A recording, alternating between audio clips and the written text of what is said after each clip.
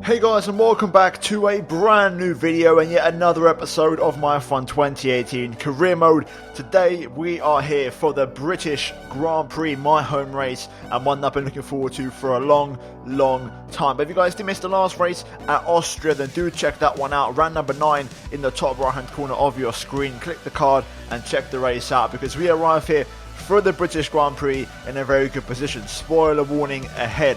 Now, for this race, we arrive here as the championship leader for the first time, I believe, in the entire season. So it's been a big turnaround since I've picked up career mode again, and we are finally back on top. Now, as you can see, we do have rain for qualifying expected, and also a possibility of it in the race. But also, we have a ultimate chassis upgrade on the car for this race for weight reduction, along with an ICE upgrade. So with those two together, as you can see, we are going to jump back up into 4th place, or should I say, extend our gap in 4th place and close down to the top teams. The only team in the top 3 being in an upgrade is actually Ferrari, with Sauber and Renault staying where they were. So we've closed the gap a bit. Along with that, we're going to try and be more competitive, because for this race we're going to bring in a new power unit. Now, I showed you guys at the end of the last episode, but pretty much we're going back to the original power unit number 1, which is only, I think, done 2 races, and it's a lot fresher than the one we've currently got. And basically, it's not brand new, but we should have a little bit more power input, especially for this qualifying session where you want to really try and perform well around here. Now, speaking of which, the qualifying session, like I mentioned before, it's wet conditions. It's going to be intermediates throughout pretty much the entire session. So with that in mind, we've gone for a dry setup. I'm kind of prioritising the race tomorrow, and I'm kind of hoping that we can try and get through the wet conditions. Generally speaking, since I've returned to career mode in the last 6 days, any wet sessions have been very good for us, and we've been extremely competitive. So I'm hoping for more of the same here today, and hopefully I can put on a show for the home fans, because you know, the wet conditions is typical British summer weather. So hopefully that can bring us some typical wet weather results, which is generally, more often than not, better results than better often than worse ones. So as you can see, there he is, Sebastian Vettel, primed and ready, and so are we as we boot up the Mercedes here for the first time in qualifying. Intermediate tyres on the car, and it's going to be pretty much into the entire 18-minute session. So we're going to go for a couple of runs and a couple of laps. It's not going to be like in the dry where you go for 1 lap kind of runs. We're going to get a couple of laps in. Also, you can see on my helmet there, I've got a brand new helmet design for this race and for the rest of the season. I finally decided to edit the top of the helmet and make it a version of my own. But nonetheless, into the actual racing now, and here we are on the end of our first run around the circuit, just trying to get a grip for the track, and we do go P5 there, a couple of tenths off first place. And once again, I stayed out, trying to improve on this exact same set of tyres.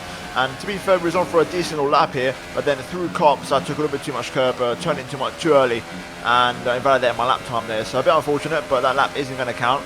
So I came back into the pit lane, put a fresh set of intermediates in the car, and we let the clock kind of wind down, and I kind of prepared myself for about 2 or 3 runs in the last 5 minutes of qualifying. Our first run here, not too shabby at all, as you can see, a couple of tenths up already as we go through Luffield. And we're now cut on towards the end of sector number 2, going through Maggots, Beckett's and Chapel here. And we're still carrying the advantage here as you go onto the back straight, onto the hanger straight. And as you can see, a couple of tenths down on pole position so far, and it's all looking pretty damn good here. Let's see if we can try and improve as you go down towards Stowe, down a couple of gears. Make sure you find your apex, focus on your exit, and get the power down nice and early. But then into the chicane, the Val chicane, 2 corners from the finish line. We lock up, run a little bit deep there, and I run a little bit too deep into the corner, and then through the right I kind of ruin my line a bit, and I also lose the back end a little bit there, which is going to cost me a little bit of time, and ultimately we only improved by 0.2 of a second, so a bit of a lost time. So I decided, okay, I'm going to go for 1 more lap, but then again, as you can see there, I cut through turn 1, and also a bit of a screen freeze in the process. But now we're going to move into our best run in the session. Pretty much I went onto a cool down lap. I used this as a cool down lap more like, and then I managed to go 1 more time as the time I came to a close. So here we go. We're going to make this lap count straight away. Turns 1 and 2. A little bit of a screen freeze there, but we're going to try and carry the speed through turn 1. 7th gear action, really should have been at 8th, but because of the screen freeze I was kind of forced into using 7th gear. Then get the car also down for turn 3. Little lock up on the right front.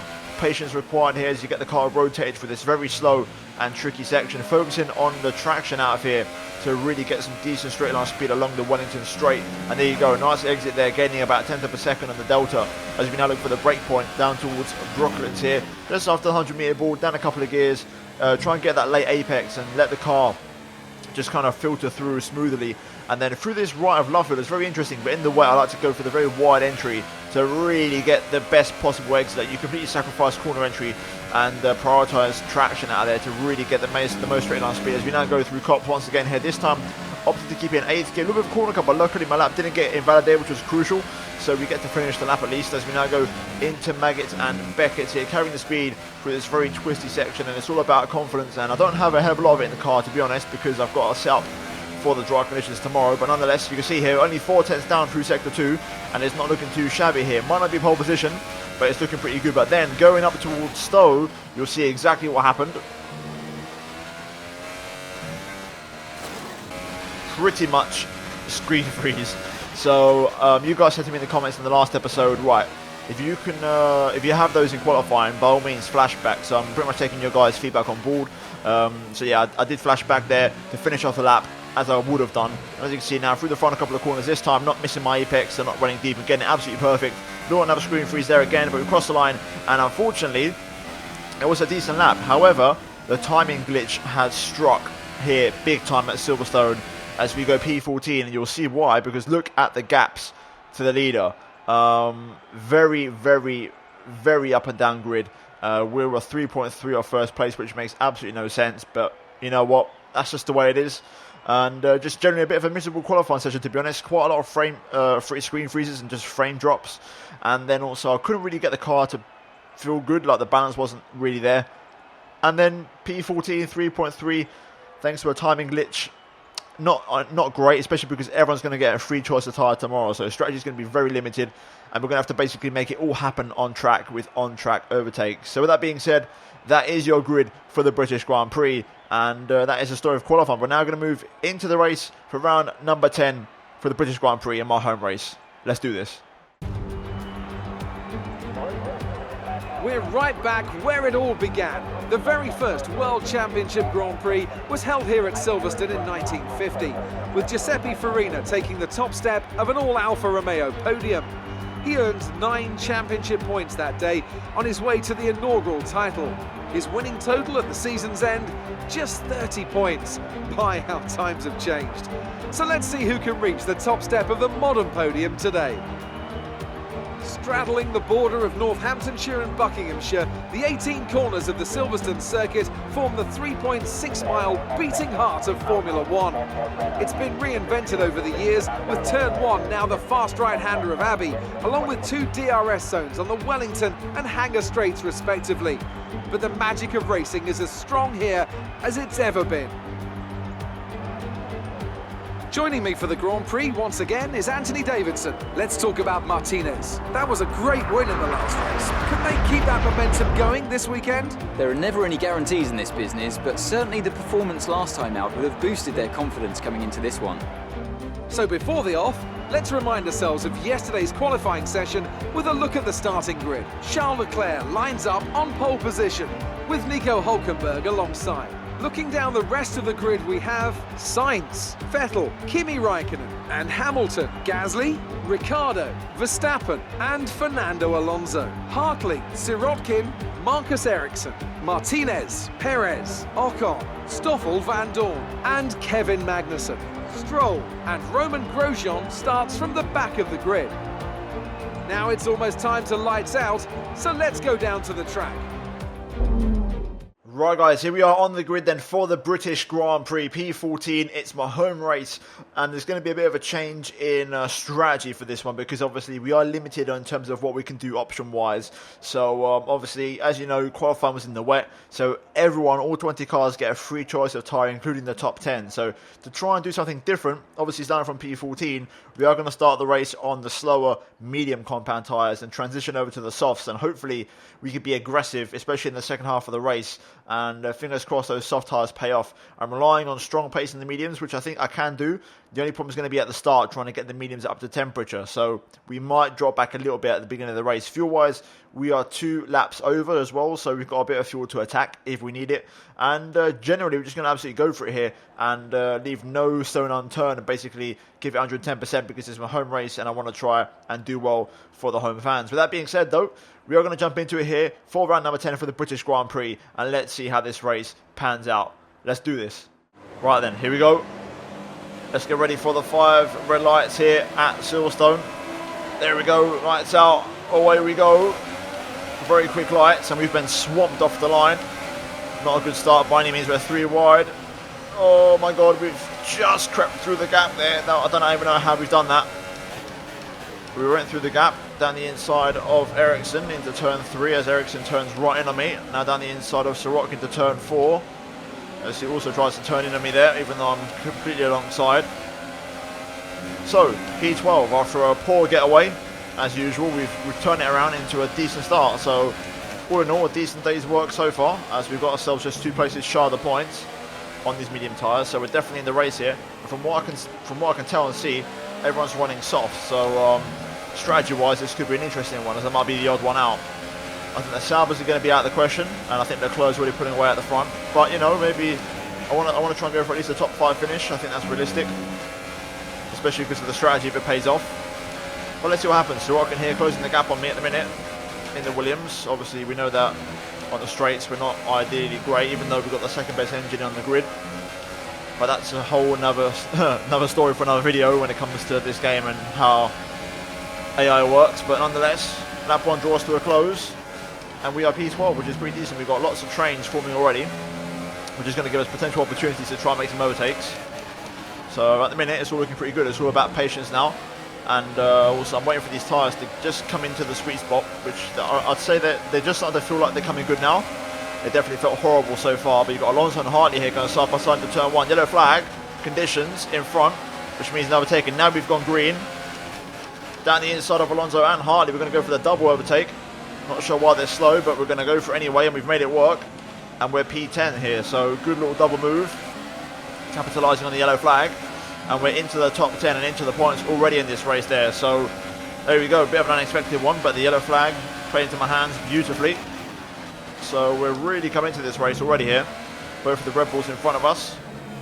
And these mediums definitely feel like they're up to temperature now. I feel like I can definitely push on these a little bit now, which is good. Unlike on the last lap where they felt very, very poor. Verstappen made the move on Gasly, and now Ricciardo's on the back of Gasly. That Toro Rosso though is very fast on the straight, I can tell, because Hartley gains a hell of a lot on me on the straights. So I think also we're just not that great on the straight anyway, but the Toro Rosso is definitely a fast car. That Honda Power Unit is doing very good things for them. As Ricciardo's trying to get past Gasly there. We're going to go a little bit close to Ricciardo, that meaning to. That's going to allow Hartley to get close. We are going to get the traction and the exit. We're staying in front for now. Right to the hangar straight. Let's see how this one pans out. Ricciardo's going to go for the move on Gasly here. Gasly's going to be a bit of a passenger with no DRS. As I gain the slipstream. I want to go down the inside of the Frenchman as well. We're going to be aggressive and cash in on that. And there we go, move done. And we are now P9 in this Grand Prix on medium compound tyres, which is very, very unexpected. Did not see that one coming. I've kind of surprised myself, to be honest, with another personal best there, 27.8. Car's working well, tyres are working well, and we can definitely push this race and attack, I think. Another personal best, 27.2, strong pace. But Ericsson now is on the back of me here in the very fast Sauber. We know how fast that car is, so I don't think I'm going to be able to keep it behind for much longer. Having said that, Raikkonen in the Ferrari here is struggling. I think he's got car trouble. As Verstappen's flown past him, and now Ricciardo's all over the back of him here. So looks like Raikkonen could be a victim.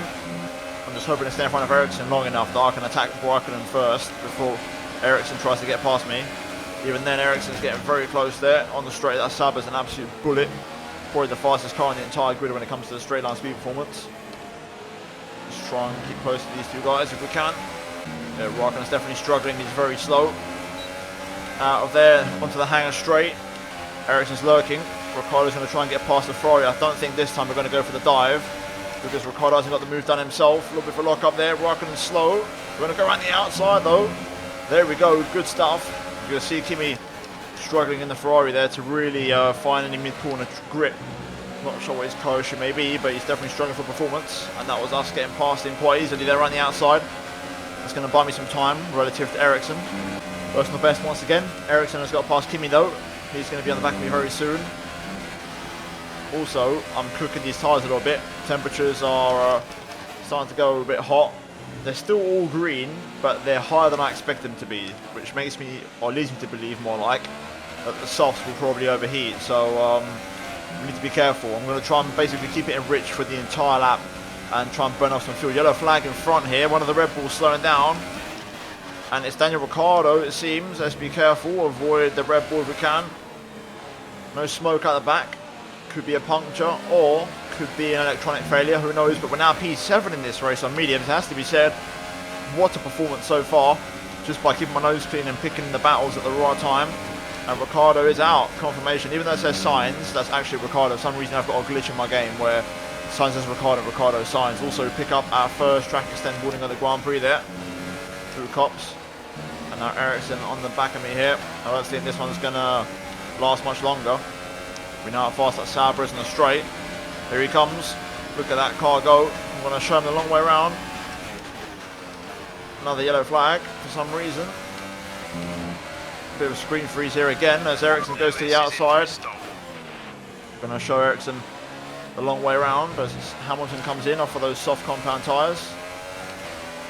And we stay in front for at least a little bit longer here. Hamilton, the only one to stop so far, an early stop. Maybe a sign that the Mercedes is chewing through its tyres more than its competitors. Ericsson's on me here. There you go, look at that. Look at that Sauber go. Oh, almost hit the back of him there. Ericsson's just got such good straight line speed. I was going to try and go back up the inside there, but he actually broke so late I can't do it. And now I've got Harley behind us. He's purely here just because of slipstream and Honda straight line speed, but we should be okay to keep in front of him pretty easily. So I'm going to try and follow Ericsson for a little bit, see if I can stick with his DRS. Hopefully he can drag me towards the front a bit more. That'd be ideal. Oh, looks like we're actually going to go for the rear overtake here. I've stayed within range, and we're going to go for the rear overtake on Ericsson. Managed to keep up with him quite easily on the mediums, and we've got the move done. Ericsson's all over the back of it here, as we've got cars in the pit lane. Hulkenberg comes in along with the Red Bull. We are going to stay in front of Ericsson though for a little bit longer. Beautifully defended. And also Charlotte Leclerc in the pit lane as well, so we are going to take third place in this Grand Prix for now. Right, Harley comes in, and so does Ericsson, so I'm now finally going to be left alone. Not having to worry about being slipstreamed by very fast cars as we inherit first place in the British Grand Prix as we just hit just under half race distance. Car's working beautifully now in dry weather into the 126s there. Personal best. Like I said, I set up the car for the dry conditions, and now I've been left alone and I'm not being disturbed by ridiculous straight line speeds from the AI. I'm doing my thing and I'm putting myself into contention. This is what I wanted strategy wise, and it's working out beautifully so far. Another strong lap there, 27.1. I'm probably going to stand these tyres as long as I can because I know I'm probably going to overheat the softs. Oh, VSC deployed. Interesting. Do I come in? Oh man, this is an interesting one. It's a bit too early for the softs. I'm not going to be able to go that far. I can't go that far on softs, and I don't really want to go hard as they're so slow. Sebastian Vettel's out again. 2 in a row. Wow. I'm going to use it as a chance to just save fuel basically and run lower engine modes and also cool off the tyres. I mean, the VSC is ending already, so there you go. I've lost 3 seconds. It's not been the best VSC, I have to say. Right, let's get back to racing speed anyway. Cool off the tyres a bit, so wouldn't have done no harm.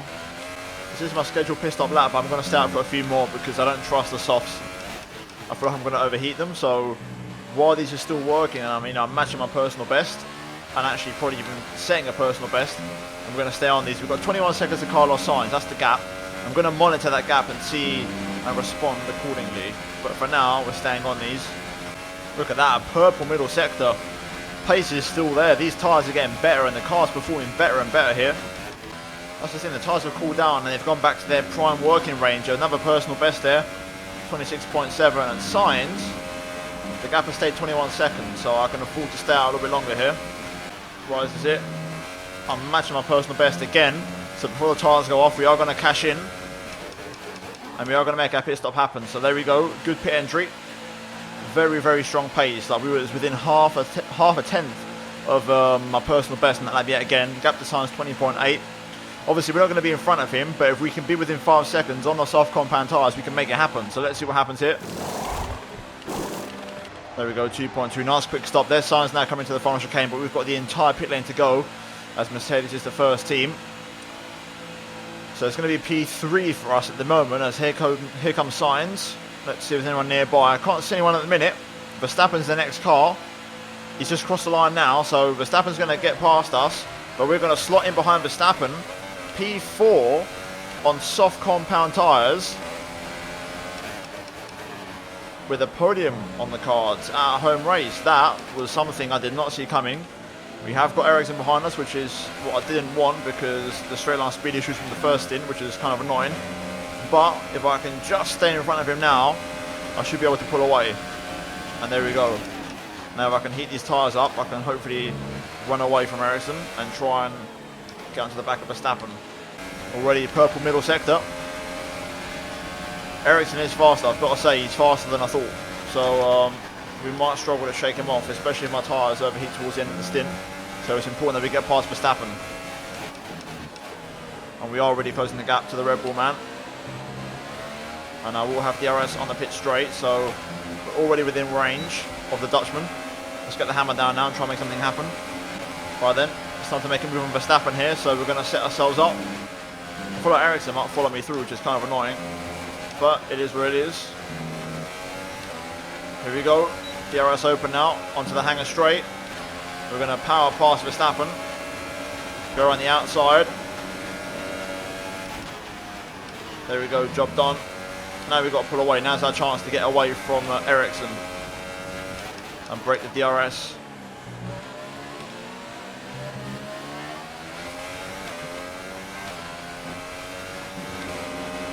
.4 should have been the fastest lap, but that little bit we were stuck behind Verstappen through the S's cost me the fastest lap. But still, we're P3 now, on for a podium in this race. What a performance! I did not see that coming. Obviously, Vettel's retirement from P2 made that a little bit easier for me, but still, we've performed, and overextending the first stint and going long has definitely helped out. Look at the gap we've got to Verstappen and Ericsson already here. This is my chance to really make something happen, and dare I say, maybe catch signs. There we go, fastest lap of the Grand Prix, 25.2. I threw away 3 tenths in the final sector, but still, 2.5 gap to Ericsson. That's exactly what I want. Basically burning up these tyres and fuel while it's all fresh and competitive, and then I'll manage it after. There we go, another fastest lap of the Grand Prix. Strong pace. We're now into the negative of fuel, so I'm going to go back into standard now and get fuel back on target. But we've still got plenty of ERS to use. ERS very efficient in this car now, and I can run a hot lap the entire lap. I can't really come off the pace here. Ericsson really is giving me a reason to keep the pace up. My front left is 104 degrees Celsius, so I've got to be careful with that. Very careful. Good news is it's my front left that's a little bit hot, not my left rear, because the rear is when you start losing the rear end. The fronts are more manageable, you just understeer a little bit. So for me that's good news and I can manage that. He was briefly at 105. At the minute though, it's holding on at 104, there you go, 105 again. That's kind of like the maximum before you start overheating, so you need to be careful. I'm also running out of ERS, and Ericsson's keeping the gap at 2.8, which is annoying.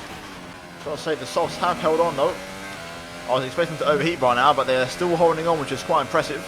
As Leclerc pumps in the fastest lap, and also Ericsson's picking up the pace now. He's 1.5 behind. I'm having to run medium ERS to get ERS back on target, and I'm burning up my extra fuel now.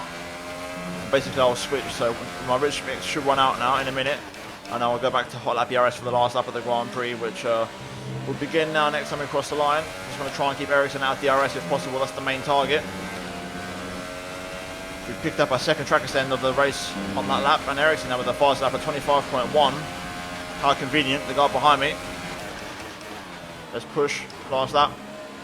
Ericsson must be running at full power. He's absolutely all over the back of me here. The Sabres, look at that. The fastest lap after fastest lap after fastest lap. Luckily though, I think we've got just enough in the tank here. Ericsson is going to come at me. I'm going to go defensive just in case. This isn't over just yet. Going to go down to the final chicane. Ericsson all over the back of me here. He's going to race me. I'm going to hold the inside line, run nice and deep on the brakes.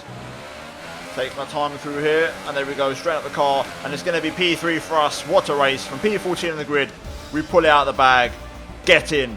Really happy with that. I needed that performance, and that's going to help me out massively in the championship with Raikkonen and Vettel nowhere to be seen.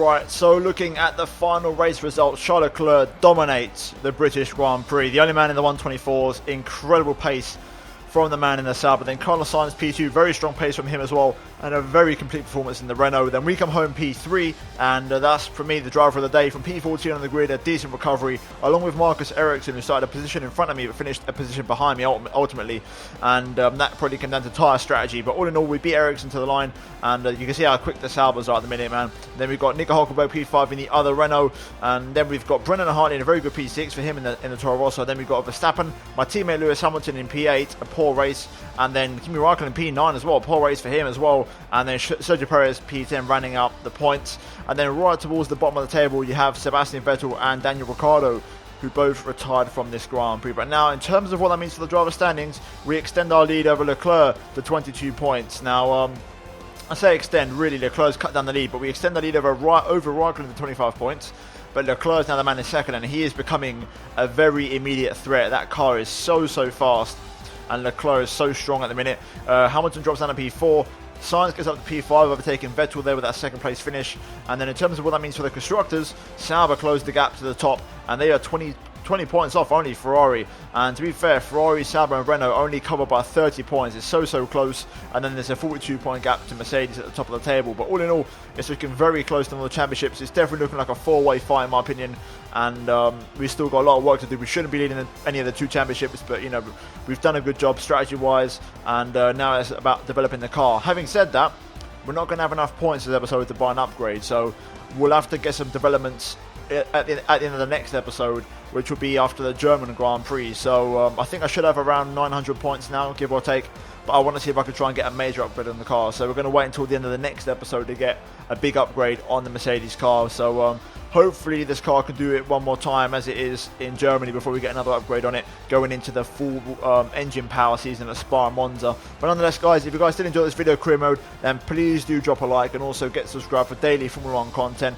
Turn notifications to not miss a single upload from me, and finally check out these two videos on your screen if you have missed them. But other than that, guys, thank you so much for watching, and see you in my next video very soon. But until then, it's goodbye from me.